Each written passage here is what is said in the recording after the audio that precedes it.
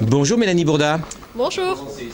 Bon, vous êtes maître de conférence à l'université de Bordeaux, Bordeaux 3 je crois. Bordeaux 3, oui. Bordeaux 3. En information et communication. Et vous êtes avec nous là, dans les Pyrénées-Atlantiques, Oui. dans ce forum qui est organisé par le Conseil général des Pyrénées-Atlantiques. Puis je suis rentré dans un de vos ateliers, puis voilà ce que j'ai entendu.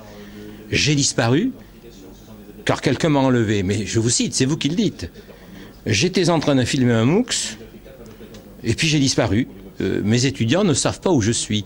Je me suis demandé, mais tu t'es trompé de lieu, c'est pas un atelier.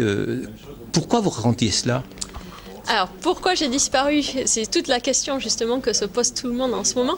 Non, plus sérieusement, c'est que on m'a demandé de créer un MOOC, donc un cours massif en ligne pour apprenants, hein, qui est ouvert à tout le monde, qui a pour sujet le transmedia storytelling. Donc en fait, on fait une introduction au transmedia storytelling sur plusieurs, on explique comment ça se passe sur plusieurs supports. Et il me semblait que c'était adapté de faire avant, en espèce de teaser pour le cours, un jeu en réalité alternée, dans lequel, justement, je disparais. Et le but, c'est, pour tous les apprenants du MOOC, ou du moins tous ceux qui veulent jouer, de chercher à savoir où je suis détenu. Et pour ça, on a mis en place, avec mes étudiants de Master Multimédia, de deuxième année de Master Multimédia, un jeu avec des missions. Et chaque mission va leur donner des indices sur où je suis détenu. Alors, c'est quoi un ARG ? Alors un ARG, c'est un jeu en réalité alternée qui utilise à la fois le monde numérique et le monde réel.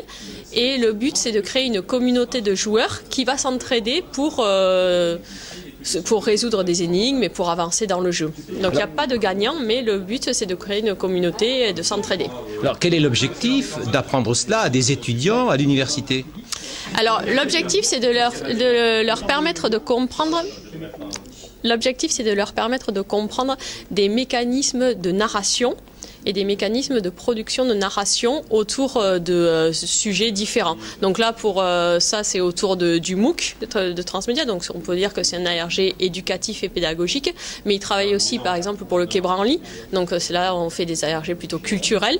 Mais on peut le faire aussi autour de la production audiovisuelle. Donc c'est essayer de comprendre des mécanismes narratifs et comment on les constitue, comment on les crée et comment on les met en place. Mais ces jeux-là ont un succès fou aux États-Unis.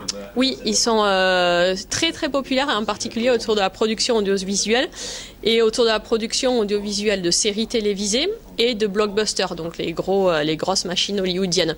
En fait, ils s'en servent pour faire la promotion. C'est des objets de promotion, objets marketing, mais ça permet de mettre en place des narrations immersives, engageantes et collaboratives. Si je comprends bien, et à vous écouter, vous êtes particulièrement, je dirais, au point sur l'ensemble de toutes ces histoires, tous ces jeux télévisés, toutes ces vidéos.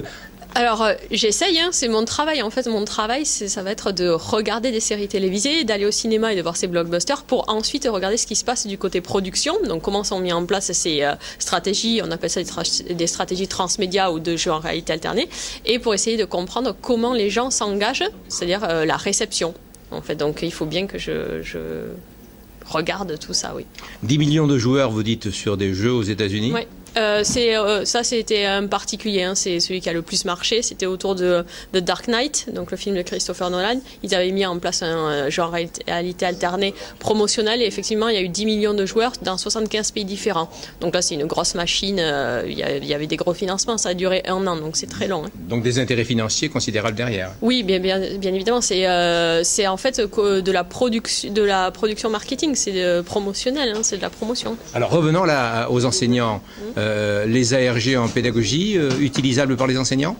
Bah oui, tout à fait. C'est en fait l'intérêt d'un ARG en pédagogie, c'est de constituer une communauté collaborative d'apprentissage et d'apprenants et de les faire travailler ensemble à la résolution de problèmes. Donc il y a eu un exemple aux États-Unis qui a assez bien marché, qui s'appelle Robot Art Stories, qui faisait collaborer une classe de Los Angeles et une classe de Montréal.